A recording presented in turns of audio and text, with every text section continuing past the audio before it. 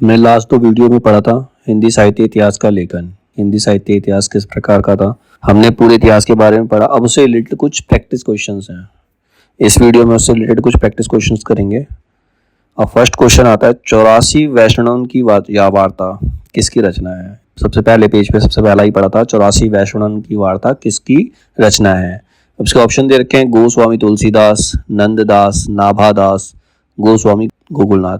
तो इसका आंसर यही है गोस्वामी गोकुलनाथ। 84 वैष्णवों की वार्ता जो है गोस्वामी गोकुलनाथ ने लिखा है।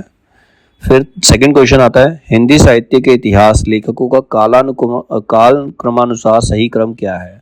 अभी हमने काल के हिसाब से सारे राइटर्स के नाम भी पढ़े थे लास्ट वीडियो के अंदर, तो हमें उसको सीक्वेंस में लगाना है कि सबसे पहले कौन सा राइटर आता है, फिर उसके बाद कौन कौन। अब 2 का ए दे रखा है, सबसे पहले इन्होंने दे रखा हजारी प्रसाद द्विवेदी, मिश्र बंधु, रामचंद्र शुक्ल, राम कुमार। ये तो हो नहीं सकता, हजारी प्रसाद द्विवेदी तो शुक्ल के बाद आए थे, तो ये ए ऑप्शन नहीं हो सकता। बी राम कुमार वर्मा, रामचंद्र शुक्ल, तो ये भी नहीं हो सकता, राम कुमार वर्मा रामचंद्र शुक्ल के बाद के है। सी है रामचंद्र शुक्ल, मिश्र बंधु, ये भी गलत है क्योंकि मिश्र बंधु रामचंद्र शुक्ल से पहले थे। अब डी मिश्र बंधु, रामचंद्र शुक्ल, राम कुमार वर्मा, हजारी प्रसाद, तो यही सही सीक्वेंस है। सबसे पहले इन चारों में सबसे पहले जो थे वो मिश्र बंधु थे।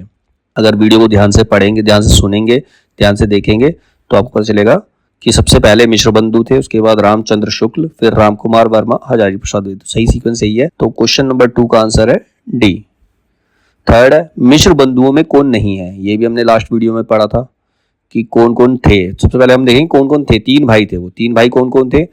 सुखदेव बिहारी मिश्र थे, श्याम बिहारी मिश्र थे और गणेश बिहारी मिश्र थे। तो इसमें एक ऑड कौन है, कृष्ण बिहारी मिश्र। तो मिश्र बंधुओं में कौन नहीं है, कृष्ण बिहारी मिश्र मिश्र बंधुओं में नहीं है। तो इसका आंसर है बी।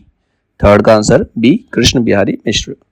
चौथा गारसादा तासी ने हिंदुस्तानी साहित्य का इतिहास किस भाषा में लिखा। अब तो गारसादा तासी जो थे वो फ्रांस के थे, तो उन्होंने इतिहास भी फ्रांसीसी भाषा में ही लिखा होगा। तो इसका आंसर है फ्रांसीसी भाषा। के 4 ऑप्शन दे रखे हैं, फ्रांसीसी, जर्मनी, अंग्रेजी, हिंदी। तो इसका आंसर है फ्रांसीसी।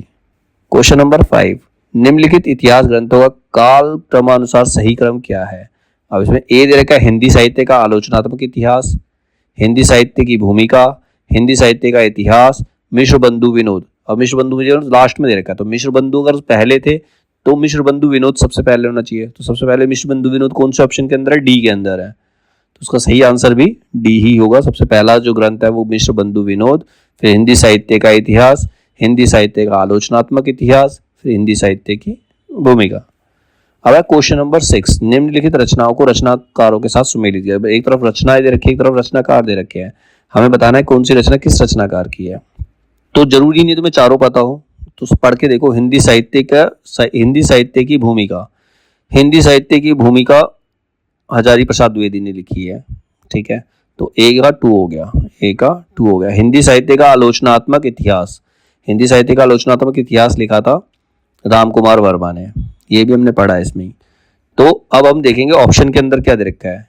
ए में 2, बी में 4। ए में 2, बी में 4 मतलब बी है इसका आंसर, ठीक है, क्योंकि ए में 2 और बी में 4 किसी और में है ही नहीं, ठीक। तो इसका आंसर क्या है, बी। ओके, तो आंसर हमको क्वेश्चन नंबर 7 शिव सिंह सरोज का प्रकाशन कब हुआ।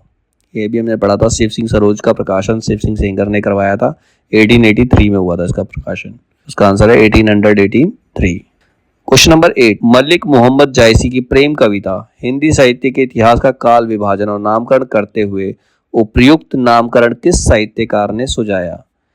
तो अब हमने दोनों वीडियो में नहीं पढ़ा इसके बारे में, मलिक मोहम्मद जायसी की प्रेम कविता के बारे में नहीं पढ़ा, लेकिन हमने रामचंद्र शुक्ल के बारे में पढ़ा, आचार्य हजारी प्रसाद द्विवेदी के बारे में पढ़ा, गणपति चंद्रगुप्त के बारे में पढ़ा। इन तीनों ने ऐसा कुछ नहीं कहा, इन तीनों ने ऐसा कुछ नहीं कहा। तो इसका मतलब इसका आंसर क्या होगा, George Abraham Gierson. Question number 9 Hindi में साहित्य इतिहास लेखन की सर्वाधिक लोकप्रिय पद्धति क्या है। ये हमने फर्स्ट वीडियो में पढ़ा था। सबसे लोकप्रिय पद्धति जो है वो विधेयवादी पद्धति है। वैसे 4 पद्धतियां होती हैं, वर्णानुक्रम पद्धति, वैज्ञानिक पद्धति, कालानुक्रम पद्धति और विधेयवादी पद्धति। सबसे लोकप्रिय पद्धति जो है वो विधेयवादी पद्धति है, ठीक है। क्वेश्चन नंबर 10 किसी भी साहित्य के इतिहास को समझने के लिए उससे संबंधित जातीय परंपराओं, राष्ट्रीय और सामाजिक वातावरण एवं सामायिक परिस्थितियों का अध्ययन विश्लेषण आवश्यक है। तो ये किसकी डेफिनेशन थी? ये विधेयवादी पद्धति की डेफिनेशन थी। तो इसका आंसर भी क्या होगा? विधेयवादी पद्धति। क्वेश्चन नंबर 11, राकेश अग्रवाल नाम के एक विद्वान ने अपने साहित्य इतिहास ग्रंथ में इन रचनाकारों को इस क्रम में रखा। अब एक राइटर है, उसने इस क्रम में रखा। तो कबीर, केशव, बंग महिला, मन्नू भंडारी। तो साहित्य इतिहास लेखन की पद्धतियां निम्नलिखित हैं: वर्णानुक्रम पद्धति, कालानुक्रम पद्धति, वैज्ञानिक पद्धति, विधेयवादी पद्धति। तो राकेश अग्रवाल द्वारा दिए गए क्रम में प्रयुक्त पद्धति के संदर्भ में सही कूट चयन कीजिए। मतलब उसने किन किन चीजों का ध्यान रख के ये सीक्वेंस बनाया। तो सबसे पहले तो पता चल रहा है क ब, तो इसने वर्णानुक्रम पद्धति को फॉलो किया है। ठीक है। फिर ये समय के कबीर सबसे पुराने हैं, उसके बाद केशव आए होंगे, फिर बंग महिला, फिर मन्नू भंडारी। तो इन्होंने काल का भी ध्यान रखा।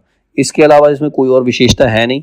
तो इसका आंसर होगा 1 और 2 का उसने प्रयोग किया है। राकेश अग्रवाल ने वर्णानुक्रम पद्धति का प्रयोग किया और कालानुक्रम पद्धति का प्रयोग किया। इसमें ना तो वैज्ञानिक पद्धति है ना विधेयवादी पद्धति है। ठीक है। क्वेश्चन नंबर 12, रामचंद्र शुक्ल ने अपने पूर्ववर्ती साहित्य इतिहास ग्रंथों के लिए निम्नलिखित विशेषणों का प्रयोग किया है। जैसे शिव सिंह सरोज को कविवृत्त संग्रह कहा, modern vernacular literature of northern Hindustan को बड़ा कविवृत्त संग्रह, मिश्र बंधु विनोद को प्रकांड कविवृत्त संग्रह। तो ये तीनों ही सही है। ठीक है। रामचंद्र शुक्ल ने तीनों बातें कही हैं।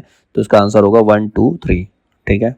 क्वेश्चन नंबर 13, रामचंद्र शुक्ल ने अपने हिंदी साहित्य का इतिहास में लिखा है, किसी काल विस्तार को लेकर यूं ही पूर्व में उत्तर नाम देकर 2 हिस्से कर डालना ऐतिहासिक विभाग नहीं कहला सकता है। ये उन्होंने कहा है। इतिहास की पुस्तक में किसी कवि की पूरी या अधूरी आलोचना भी नहीं हो सकती। ये भी रामचंद्र शुक्ल ने कहा है।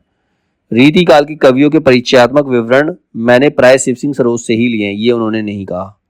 तो इसमें थर्ड वाला नहीं है। फोर्थ, वर्तमान लेखकों और कवियों के संबंध में कुछ लिखना अपने सिर पर एक बला मोल लेना जान पड़ता है। ये भी उन्होंने कहा है। तो उसका सही आंसर है 1, 2, 4। 1, 2, 4 यानी कि बी। क्वेश्चन नंबर 13 का आंसर है बी, केवल 1, 2 and 4। Question number 14, Ramchandra Shukla ने अपने इतिहास ग्रंथ की सामग्री के सहयोग के लिए निम्न ग्रंथों के नाम दिया। किस किस से सहयोग लिया होगा? उन्होंने अपने से पहले वाले ग्रंथों से सहयोग लिया होगा, बाद वाले ग्रंथों से तो नहीं लिया होगा। मिश्र बंधु रामचंद्र शुक्ल से पहले का है, तो ये हो सकता है। शिव सिंह सरोज ये उनके बाद का है, तो ये नहीं होगा। हिंदी कोविद रतनमाला ये होगा।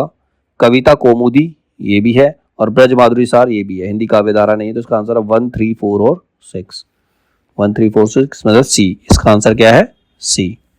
असंगत युग्म को अलग कीजिए। उसमें असंगत युग्म क्या है, मतलब कौन सा किसने नहीं लिखा? भाषा काव्य संग्रह Shyam Sundar Das, a sketch of Hindi literature Edwin Greaves, ये इसने लिखा, सही है ये। A history of Hindi literature FE के, ये भी सही है। हिंदी साहित्य विमर्श पदुमलाल पुन्नालाल बख्शी, ये भी सही है। केवल ये भाषा काव्य संग्रह श्याम सुंदर दास ने नहीं लिखा था। तो यही इसमें से असंगत युग्म है, ये गलत है। ठीक है। तो इस 15 का आंसर है ए। क्वेश्चन नंबर 16, 7-8 वर्षों की संचित ज्ञान राशि सामने लगी हुई थी, पर ऐसी निर्दिष्ट श्रेणियों की उद्भावना नहीं हुई थी जिसके अनुसार सुगमता से इस प्रभुत सामग्री का वर्गीकरण होता।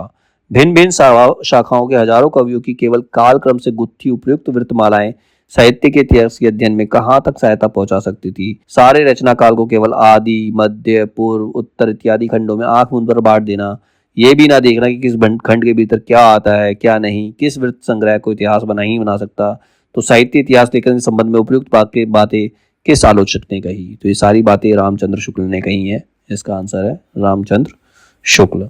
क्वेश्चन नंबर 17, ब्रज का कृष्ण संप्रदाय हिंदी साहित्य के इतिहास का काल विभाजन और नामकरण करते हुए उपयुक्त नामकरण निम्नलिखित में किस साहित्य इतिहासकार ने किया? तो ब्रज का कृष्ण संप्रदाय ये केवल एक ही ऐसे थे जिन्होंने बहुत सारे पार्ट में डिवाइड किया था कालक्रम को, वो थे जॉर्ज गियर्सन। उन्होंने ही इसके बारे में बताया ब्रज का कृष्ण संप्रदाय। तो उसका सही आंसर है जॉर्ज गियर्सन, बी।